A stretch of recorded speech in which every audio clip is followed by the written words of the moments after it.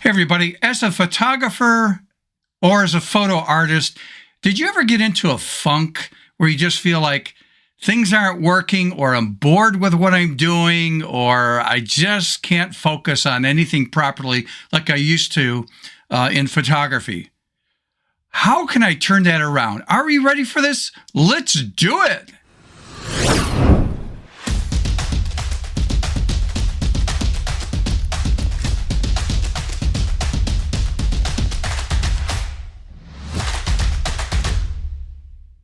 Hey everybody, welcome back to my channel. If you're new to the channel, this is dedicated to photography and as a photo artist, pushing ourselves out there creatively to think out of the box. All right, let's jump into today's program, and that is, I've got some emails that came into me asking me, did you ever get into like a funk in photography where you just felt like things weren't working, you're bored or whatever? And the answer is, yeah, I think we all go through that, especially the longer you're in this, like me coming into 20 years for 2025.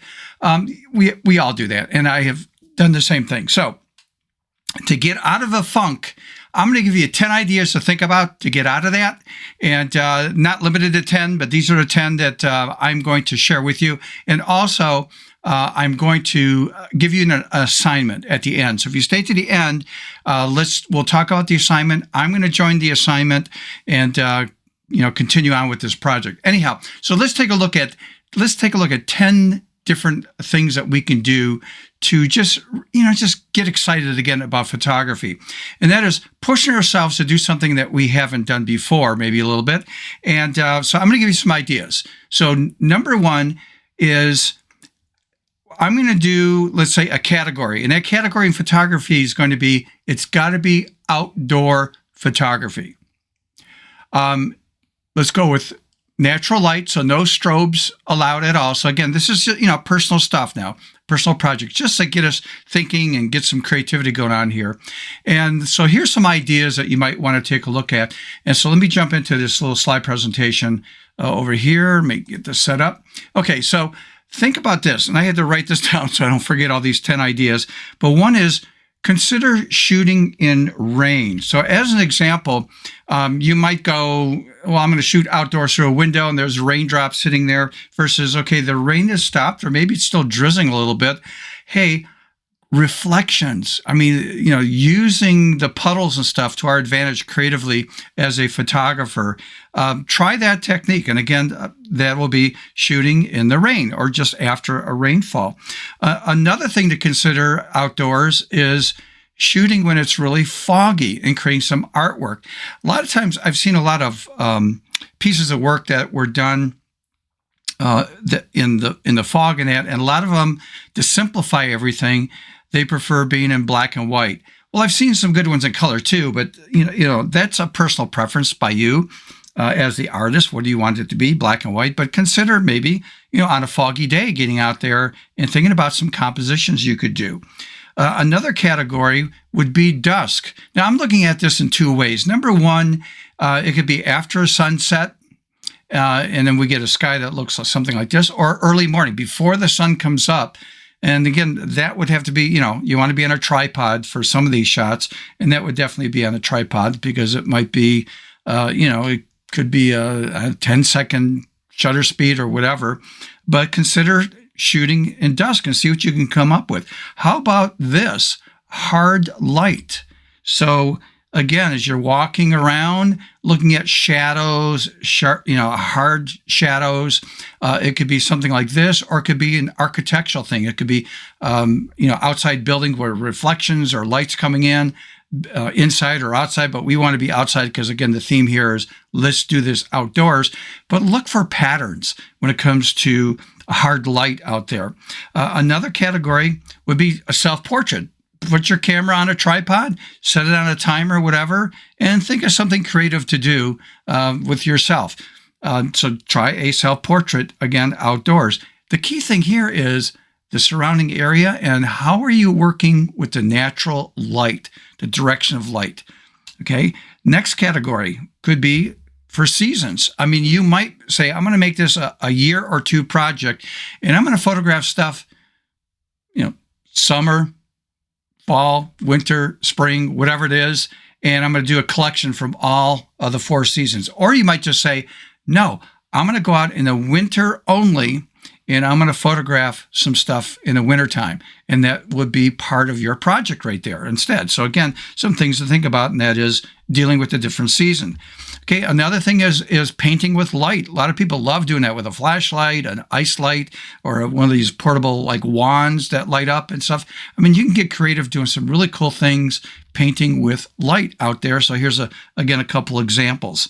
These are not my images, by the way. I just did some research out there on the internet and did some screen captures just to give you some ideas and some examples.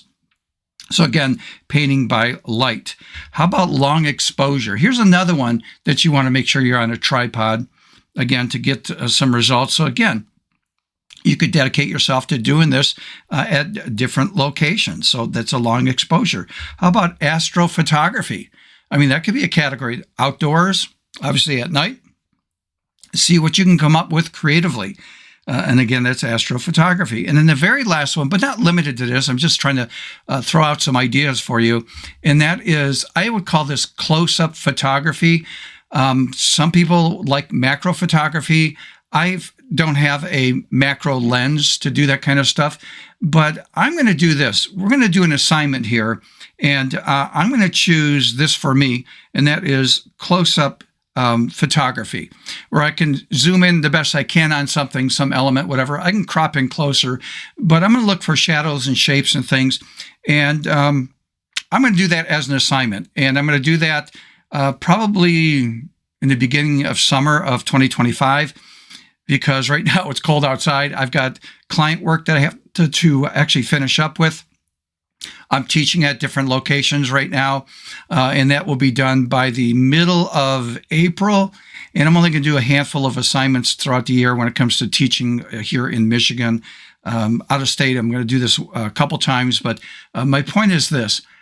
In the comments section, if you can do me a favor, challenge yourself. Pick one of these 10 categories, or maybe you'll come up with your own category, whatever. Make a comment on Facebook. What are you going to do? What area are you going to do? And then let's do this. Submit 1 or 2 of your images and send it to me by email. My email address will be right here in the bottom of the screen. It will be, stephenphotoartist@gmail.com.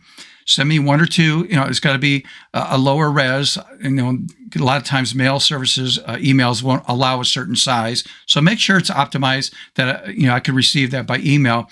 And let me know how you want your name displayed. So in the email, put in a word display, and then do you want it like if it was me, Stephen, but I don't want my last name there, but you guys know who my last name is. But the point is you might want to put in like Stephen and then my, N for last name. So if it's Bill something, Bill, whatever your last name, you might want to put your initial there. If you don't want your name at all on it at all, just put no name.